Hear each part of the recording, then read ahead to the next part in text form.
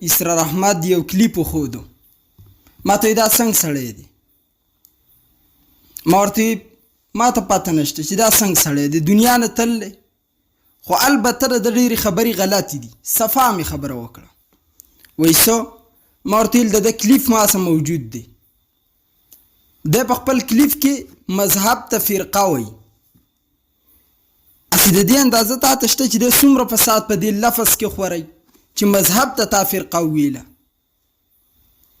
د یو کلیپ و هغې کې وایي چې په هغه دور کې 4 وانه فرقو فتوا ورکړه. 4 فرقې چا حنفي، شافعي، مالکي، حنبلي. حالانکې دا مذهبونه دي، فرقې د کوم طرفه شوې؟ مذهب وایي د منزل څخه میلاوښونکي ته، فرقه وایي د منزل نه کټ کوونکي ته.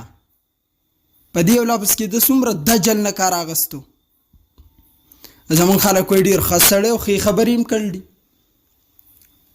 داسې ښې خبرې خو بیا لاډ میکال هم کړل دي، لاډ لیو هم کړل دي، او ویو، شیو، شیټن او لارډ والډن او دا شیزونه ګوره دوی هم ډېرې ښې خبرې کړل دي. زما او ستا په کار کې دي تسلسلي نمبر 1، یعنی د خلکو تندو ته مه ګورئ، حق علما جوړ شئ. دلته نن هر سړی دغه طرف ته ولې مایل دی؟ نه د مذهب دفاع او نه د مسلک دفاع.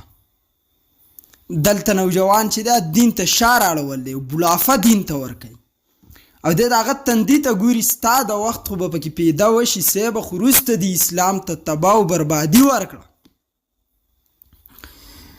نو زما مطلب دا و چې موږ پوره چا اورېدلي یو. الحمدلله زموږ په یو لفظ باندې 2 3 غنټې بیان موجود دی. خو نن سبا خلک